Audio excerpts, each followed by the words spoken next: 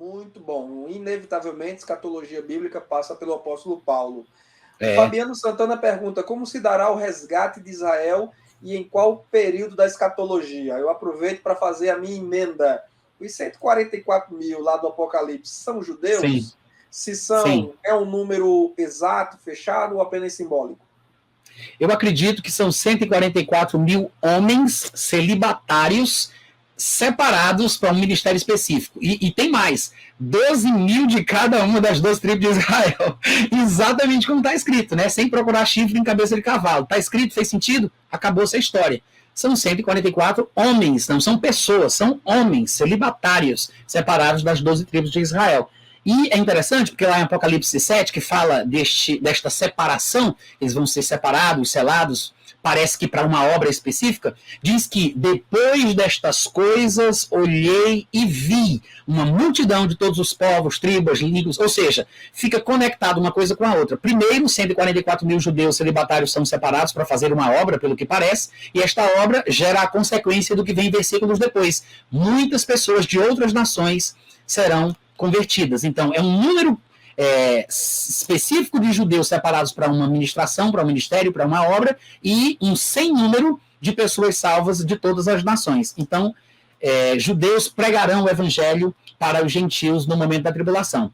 A tribulação, ela tem um papel importante que é quebrar o poder do povo judeu, ou quebrar o orgulho, quebrantá-los, né? O próprio Daniel, no capítulo 12, versículo 7, ele diz isso. Ele diz, quando eu vi o homem vestido de linho que estava sobre as águas do rio, quando levantou a mão direita e a esquerda, jurou pelo céu e que vive eternamente. Aí ele diz, quando se acabar a destruição do poder do povo santo, estas coisas se cumprirão. Em outras palavras, quando os judeus finalmente, quebrantados, se arrependessem, confessando a Jesus como enviado de Deus, se cumpriria o que Jesus falou, né? Vocês não mais me verão até que venhais a dizer, bendito és tu, porque vens em nome do Senhor.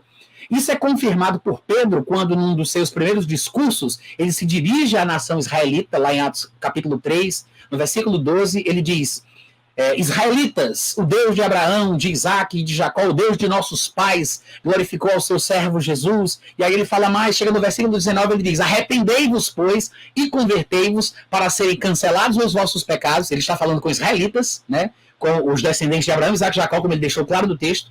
E aí no versículo 20 ele diz, a fim de que, arrependei-vos, sejam cancelados os vossos pecados, a fim de que, da presença do Senhor venham tempos de refrigério, e que envie ele o Cristo, e aquele mesmo Jesus que já vos foi designado, ao qual é necessário que o céu retenha até aos tempos da restauração, que é o período do milênio, até aos tempos da restauração de todas as coisas, de qual tempo Deus falou pela boca de todos os outros profetas da antiguidade. Ou seja, se você junta esses textos, você entende que quando a nação de Israel se converter, e a gente sabe que só vai acontecer no final da tribulação, porque eles vão ser quebrantados. Quando acabar a destruição do poder do povo santo, né, estas coisas se cumprirão. E finalmente Jesus virá, matará o anticristo com o sopro da sua boca, a nação de Israel em peso será salva e o resto é história, né?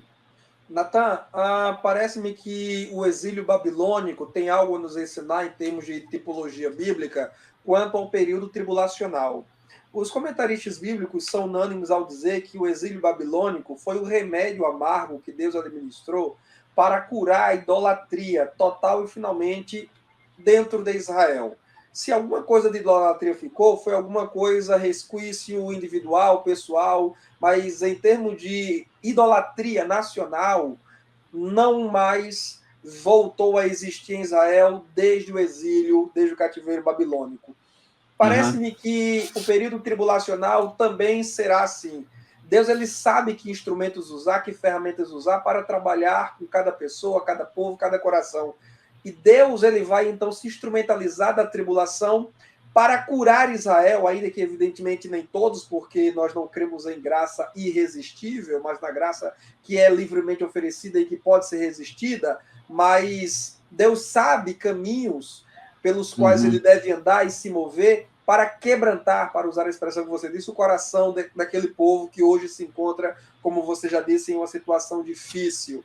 Então, a tribulação será mais ou menos como foi, então, o cativeiro babilônico. Deus vai usar para curar o povo, agora não da idolatria, mas da incredulidade. Estou certo ou me equivoquei aqui?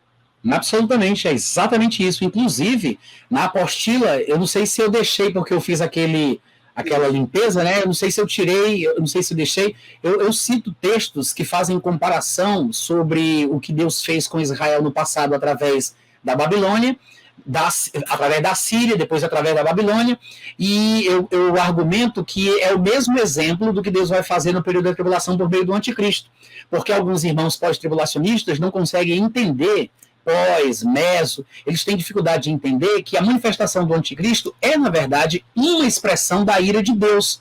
Eles acham assim, não, a ira de Deus é uma coisa, a ira do anticristo, a ira dos homens é outra. Então eles acham que a igreja não foi destinada para a ira, o que quer dizer que a ira se manifestaria somente, pensam eles, no derramamento das 7 taças da ira de Deus lá do Apocalipse. Mas isso não vai acontecer até a metade da tribulação. Então a ira do anticristo, a ira dos homens, não é a ira de Deus.